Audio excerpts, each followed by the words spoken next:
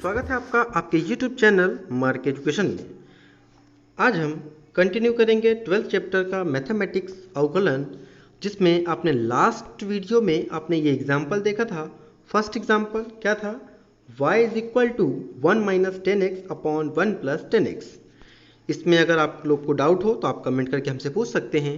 चलिए आज हम देखते हैं सेकेंड एग्जाम्पल, जो कि NCERT का भी है और ख़ास भी है, अच्छे भी हैं, इम्पोर्टेंट क्वेश्चन जैसा है। यहाँ पर अगर हम देखें कि जो हमारा क्वेश्चन लिखा हुआ है वो क्वेश्चन क्या है, f x is equal to दिया है मॉड मॉड और उसके अंदर में लिखा है कॉस एक्स, मॉड क्लोज है। तो आपको निकालना है, क्या निकालना है? एफ डेज पाई बाई 4 और एफ डेज 3 पाई बाई 4। अब अगर हम यहाँ पर एफ डेज की बात करें तो एफ डेज का मतलब ही अवकलन होता है।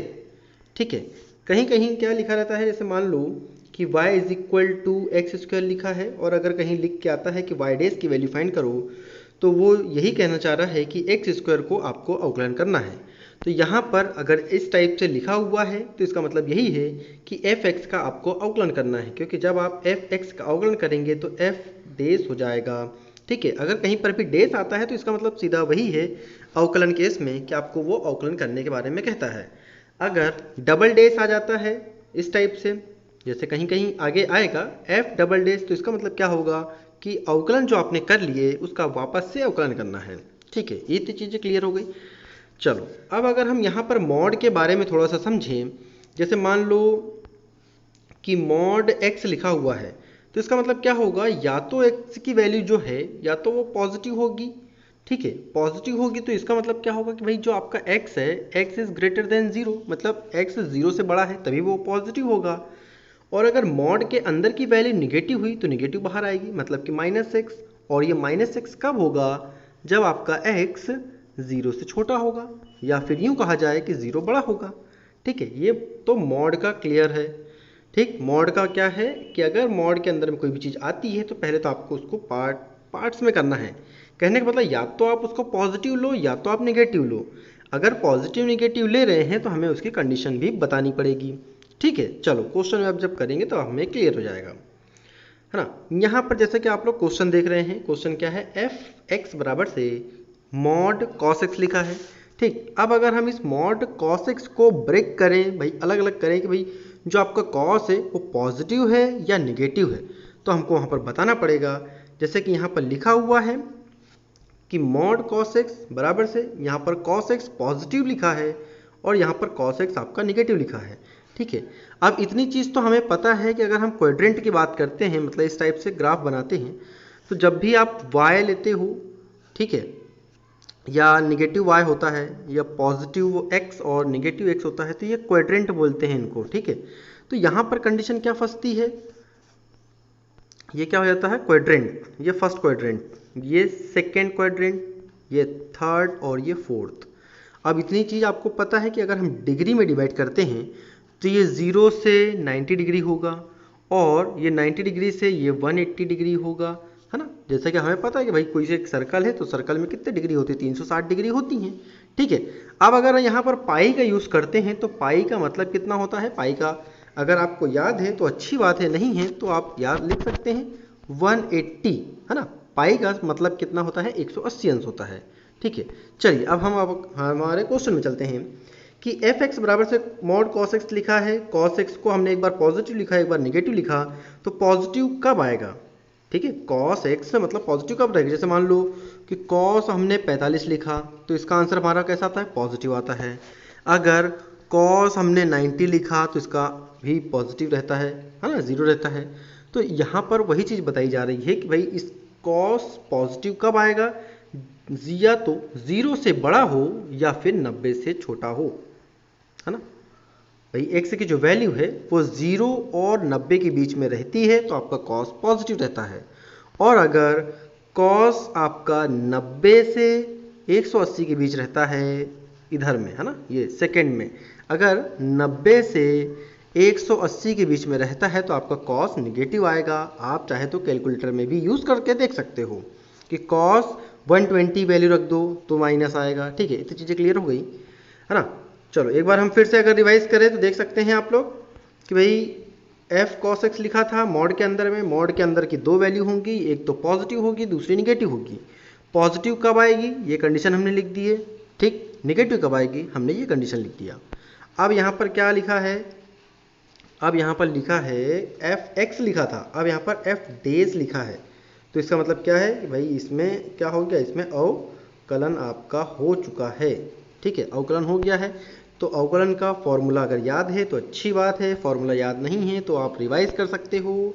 चलो देखें फट से अपन, ये देखो क्या लिखा था कि भाई अगर cos x का अगर हम अवकलन करते हैं तो हमारा माइनस साइन एक्स आता है, ठीक है। cos x का अगर हम अवकलन करते हैं तो माइनस साइन एक्स आता है, इसी को हम यहाँ पर फॉर्मूले में यूज़ करेंगे, ठीक है।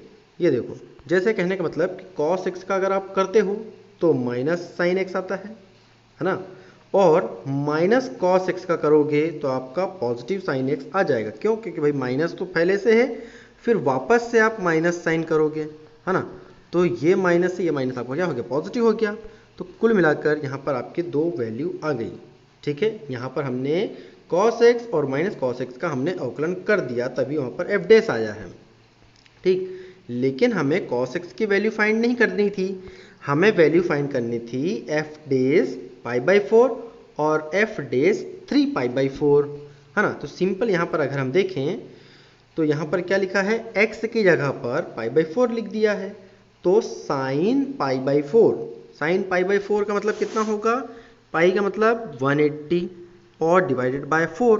तो जब आप सॉल्यूशन करोगे इसका तो लगभग कितना आएगा, 4 1 ज़ा 4, 4 4 ज़ा 16, बचा 2, 4 5 ज़ा 20, 45, है ना। कहने का मतलब साइन 45 की वैल्यू होती है आपकी 1/√2 और साइन माइनस का पहले से लगा हुआ है, ठीक है।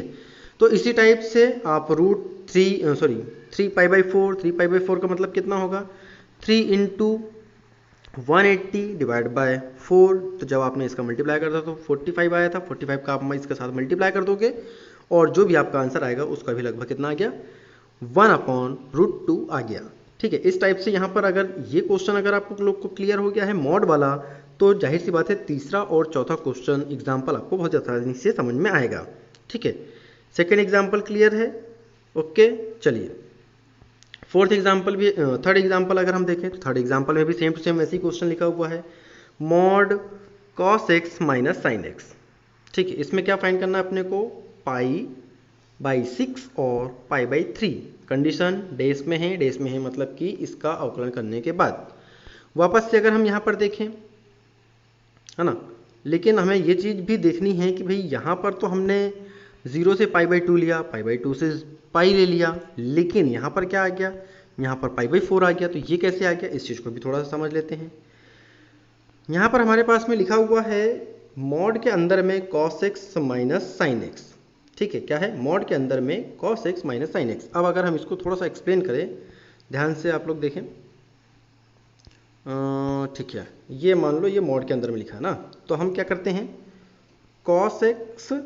cos x और माइनस साइन एक्स को हम इक्वल में 0 रख देते हैं, ठीक है। अगर हमने इक्वल में 0 रखा तो साइन एक्स को हम ट्रांसफ़र करेंगे, तो जब आप साइन एक्स को ट्रांसफ़र करोगे तो ऐसा कुछ आएगा, cos x equal to sine x. अब अगर 1 equal to sine x upon cos x करते हैं तो क्या हो जाएगा, ये तो आपका 10 हो गया, है ना, मतलब कितना हो गया, 10। तो 10 इज इक्वल टू 1, है ना, 10 इक्वल टू क्या हो गया आपका, 1 हो गया। तो कहने का मतलब ये है कि भाई 1 किसकी वैल्यू होती है, 10 में 1 किसकी वैल्यू होती है, तो हमें पता है कि 10 45 की वैल्यू हमारी 1 होती है, ठीक। और 45 कब आएगा, जब हम 180 में 4 का डिवाइड करेंगे, जैसा हमने पहले करा था। तो यहाँ पर हमें क्या समझ में आया कि भाई अगर cos माइनस साइन एक्स की कंडीशन है तो उसकी वैल्यू क्या होगी, x की वैल्यू होगी 0 से पाई बाई 4 मतलब कि 45। तो इस कंडीशन में cos पॉजिटिव साइन नेगेटिव, लेकिन अगर साइन अपोजिट हो जाता है, यहाँ पर देखो साइन अगर अपोजिट हो जाता है तो ये क्या हो जाएगा, 45 से 90 की कंडीशन हो जाएगी, हाँ, 45 से 90 की कंडीशन हो जाएगी। ये कंडीशन आप लोग को थोड़ा सा याद रखना पड़ेगा, ठीक है। चलो अब हम इधर चलते हैं।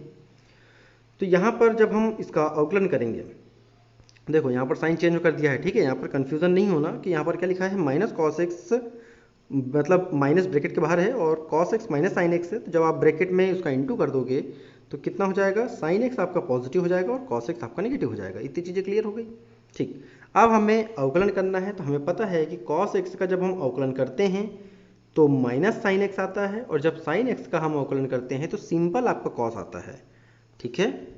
यहाँ पर अगर नहीं है तो फिर से हम फॉर्मूला देख सकते हैं। ये हमारे पास फॉर्मूले हैं, क्या लिखा है, 7th नंबर और 8th नंबर कि साइन एक्स का अगर हम अवकलन करते हैं तो कॉस एक्स आएगा, और अगर हम कॉस एक्स का अवकलन करते हैं तो माइनस का साइन एक्स आएगा, ठीक है। इस टाइप से हम फॉर्मूले भी देखते जाएंगे तो आप लोग को याद भी होते जाएंगे फॉर्मूले। चलिए अब हम हमारे क्वेश्चन में चले। ये तो हो गया, ठीक है।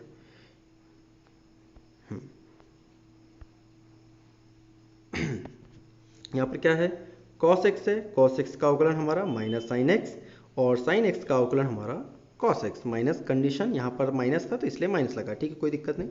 फिर यहाँ पर क्या लिखा है, अगर हम अगला देखें, साइन एक्स का अवकलन हमारा कॉस एक्स हो गया सिंपल, और कॉस एक्स का अवकलन हमारा साइन एक्स हो गया। लेकिन यहाँ पर क्या है, यहाँ पर हमारा पॉजिटिव साइन आया है, ये पॉजिटिव। तो पॉजिटिव साइन क्यों आया है कि जब हम कॉस एक्स का अवकलन करेंगे तो माइनस का साइन एक्स होगा, और माइनस माइनस आपका पॉजिटिव हो गया, ठीक है। यहाँ तक चीज़ें क्लियर है। अब हमने अवकलन कर दिए, अब हमें सिंपल वैल्यू पुट करनी है। सिंपल वैल्यू मतलब कि जैसे हमने पहले क्वेश्चन में करे थे यहाँ पर, है ना, यहाँ पर क्या रख दिया था, π/4 रख दिया था, तो साइन π/4 हो गया।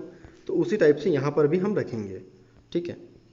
इसको आप स्क्रीनशॉट ले सकते हैं, ठीक, ये हो गया। अब अगर हम यहाँ पर देखें, ये क्या रखना था हमको, एक बार π/6 रखना था, तो π/6 रख दिया साइन में भी और कॉस में भी।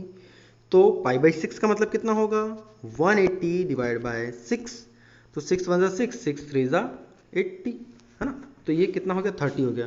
तो भाई साइन 30 की वैल्यू और कॉस 30 की वैल्यू, साइन 30 की वैल्यू होती है 1/2 और कॉस 30 की वैल्यू होती है √3/2। तो इसलिए यहाँ पर दोनों का कॉमन था, इसलिए उसको एक मिनट, यहाँ पर दोनों का कॉमन था इसलिए उसने एलसीएम लेके सॉल्व कर लिया इसको, ठीक है। इसी टाइप से यहाँ पर π/3 ही लिखना है, तो π/3 का मतलब कितना होगा, 180 डिवाइड बाय आपका 3, तो वहाँ पर कितना आ जाएगा, 60 आ जाएगा, ठीक है। तो इतना आप लोग अगर समझ गए हैं थर्ड एग्जाम्पल भी, तो आपको फोर्थ एग्जाम्पल भी बहुत आसानी से समझ में आ जाएगा। फोर्थ एग्जाम्पल की भी कंडीशन सेम है कि भाई यहाँ मॉड के अंदर में log x है, log x का हम अगर अवकलन करते हैं तो एक बार देखो, एक बार या तो log x माइनस में रहेगा या तो पॉजिटिव रहेगा। भाई माइनस में रहेगा तो कितना आएगा, 0 से 1 के बीच में, क्योंकि जो लॉगरिथम की जो वैल्यू होती है, हमेशा याद रखना आप कि जो log की जो वैल्यू होती है वो मैक्सिमम 1 होती है और मिनिमम 0 होती है, ठीक है। तो जो x की वैल्यू होगी इसकी इसी कंडीशन के बीच रहेगी। और फिर जो log x आपका पॉजिटिव है, तो पॉजिटिव का मतलब तो यही है कि भाई जो x है, x आपका 0 1 से बड़ा रहेगा, ठीक। नेगेटिव में यही कंडीशन आएगी और पॉजिटिव में ये कंडीशन आएगी, ठीक है। अब हम अगर थोड़ा सा फिर से फॉर्मूला देखें तो फॉर्मूला क्या है हमारे पास में, एक मिनट, ये है फॉर्मूला, क्या है आपका 5th नंबर फॉर्मूला कि log x के साथ में जो भी चीज़ होगा वो आपका अपॉन में आ जाएगा, है ना, बटे में आ जाएगा। तो जब भी वो बटे में आएगा तो यहाँ पर मॉड के साथ में भी वही कंडीशन होगी कि यहाँ पर क्वेश्चन क्या है, क्वेश्चन पहले रीड करेंगे कि भाई f(x) बराबर से मॉड log x दिया है। मॉड को हमने वही दो पार्ट में डिवाइड कर दिया, भाई एक माइनस में एक पॉजिटिव में, माइनस की कंडीशन और पॉजिटिव की कंडीशन दोनों बता दिए। फिर उसके बाद log x का हम अवकलन करेंगे। अभी हमने फॉर्मूला देखा कि log x का अवकलन करेंगे तो 1/x आएगा। यहाँ पर भी log x का अगर अवकलन करोगे तो 1/x आएगा, बस माइनस वाले के साथ माइनस था, प्लस वाले के साथ प्लस था। लेकिन अब हमको फाइंड क्या करना है, देखना क्या है हमको, ये फाइंड करना है f डेज 1/e। तो f डेज 1/e लिखा है ना, 1/e रख दिया हमने। तो यहाँ पर हमारे पास में क्या कंडीशन है, -1/x, तो x की जगह पर हमको रखना है 1/e। तो x की जगह पर हमने क्या रखा, 1/e रखा। और हमें पता है कि जो चीज़ बटे के बटे में होती है वो आपके ऊपर चली जाती है ना। जैसे मान लो कि -1/1/e है, तो ये मेन बटे है, तो बटे के बटे वाली चीज़ ऊपर चली जाएगी, मतलब कि -e/1, तो अपॉन में 1 रहे या नहीं रहे उससे कोई प्रॉब्लम नहीं होगी, इसलिए यहाँ पर कितना आ गया, -1 आ गया। और यहाँ पर क्या लिखा है, दूसरी कंडीशन एफ डैश ई फाइंड करना है ना, एफ डैश ई फाइंड करना है। तो ई को सिंपल हमने प्लेस कर दिया तो दो हमारे आंसर आ गए, एक तो हमारा माइनस का ई आ गया और एक हमारा प्लस का ई आ गया अपॉन वाला। ठीक है, तो इस टाइप से यहाँ पर हमारे 4 एग्जाम्पल हो गए।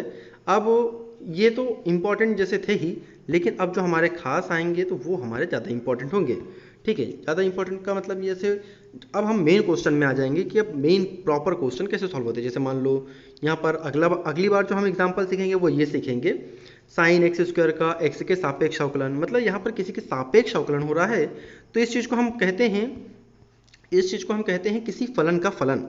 ठीक है, या फिर फलन के गुणांक का अवकलन गुणांक या श्रृंखला नियम हम नेक्स्ट वीडियो में देखते हैं। अगर आपको ये वीडियो पसंद आया हो और इस टाइप से अगर आपको एग्जांपल्स या मैथमेटिक्स आपको समझ में आ रही है तो अपने दोस्तों के साथ शेयर करें ताकि वो भी बड़ी आसानी के साथ में 12th की मैथमेटिक्स कर सकें। और छोटे छोटे टॉपिक्स रहेंगे, इसमें ज़्यादा हमें प्रॉब्लम भी नहीं जाएगी और आप लोग के डाउट भी पूरे क्लियर होते चलेंगे। अगर आप लोग के कमेंट आते हैं तो हम उस पर भी कोशिश करेंगे कि हम वीडियो बना सकें। अगर ये वीडियो अच्छा लगा हो तो दोस्तों के साथ शेयर करें और चैनल को सब्सक्राइब